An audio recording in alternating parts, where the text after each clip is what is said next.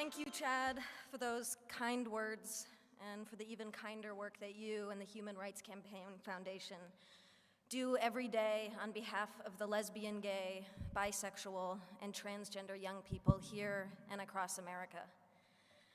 It is such an honor to be here at the inaugural Time to Thrive conference, but it's a little weird too.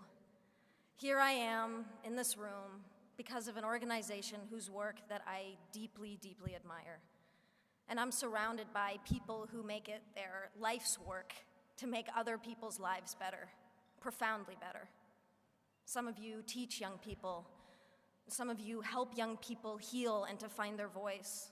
Some of you listen. Some of you take action. Some of you are young people yourselves, in which case it's even weirder for a person like me to be speaking to you.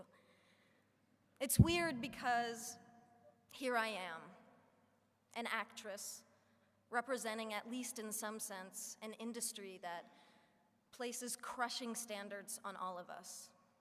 And not just young people, everyone. Standards of beauty, of a good life, of success. Standards that I hate to admit have affected me. You have ideas planted in your head, thoughts you never had before, that tell you how you have to act, how you have to dress, and who you have to be. And I have been trying to push back, to be authentic, and to follow my heart, but it can be hard. But that's why I'm here, in this room. All of you, all of us, can do so much more together than any one person can do alone. And I hope that that thought bolsters you as much as it does me.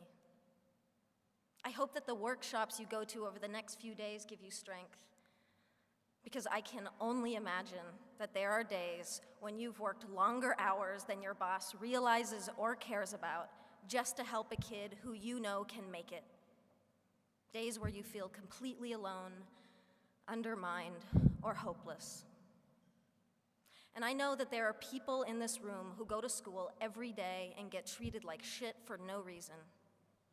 Or you go home and you feel like you can't tell your parents the whole truth about yourself. And beyond putting yourself in one box or another, you worry about the future, about college, or work, or even your physical safety. And trying to create that mental picture of your life, of what on earth is going to happen to you, can crush you a little bit every day. And it is toxic and painful and deeply unfair. And sometimes it's the little insignificant stuff that can tear you down. Now, I try not to read gossip as a rule, but the other day, a website ran an article with a picture of me wearing sweatpants on the way to the gym. And the writer asked, "Why does this petite beauty insist upon dressing like a massive man?" Because I like to be comfortable.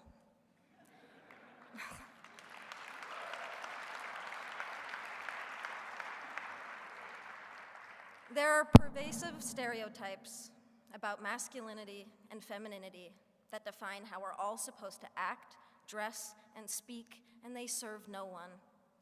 Anyone who defies these so-called norms becomes worthy of comment and scrutiny, and the LGBT community knows this all too well.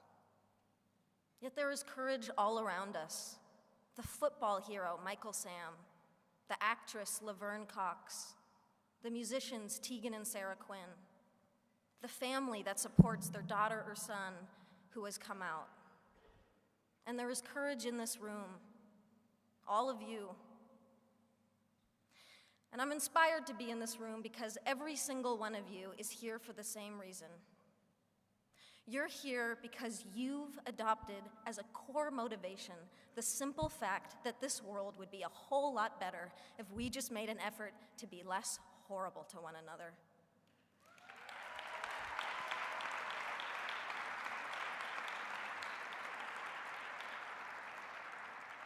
If we took just 5 minutes to recognize each other's beauty instead of attacking each other for our differences, that's not hard.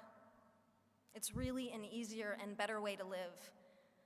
And ultimately, it saves lives. Then again, it can be the hardest thing. Because loving other people starts with loving ourselves and accepting ourselves. And I know many of you have struggled with this. And I draw upon your strength and your support in ways that you will never know. And I am here today because I am gay. And because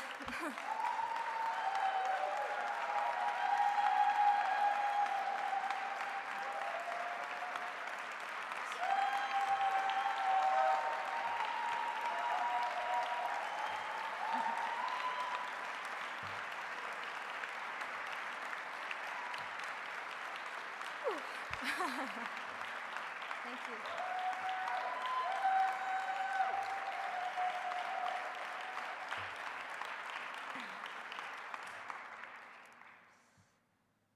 And because maybe I can make a difference to help others have an easier and more hopeful time. Regardless, for me, I feel a personal obligation and a social responsibility. I also do it selfishly because I'm tired of hiding and I'm tired of lying by omission.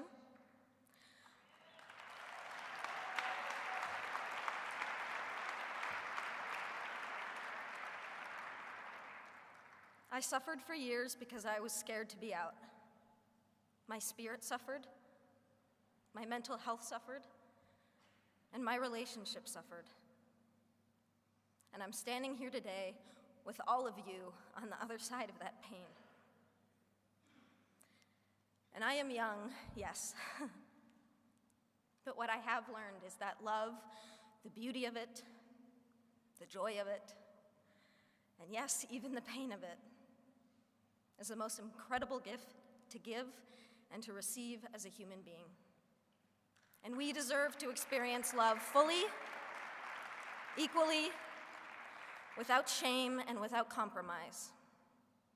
There are too many kids out there suffering from bullying, rejection, or simply being mistreated because of who they are. Too many dropouts, too much abuse, too many homeless, too many suicides. You can change that, and you are changing it. But you never needed me to tell you that. And that's why this was a little bit weird.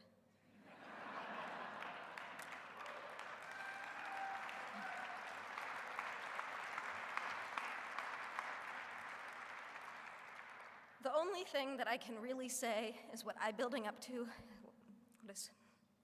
is what I have been building up to for the past 5 minutes.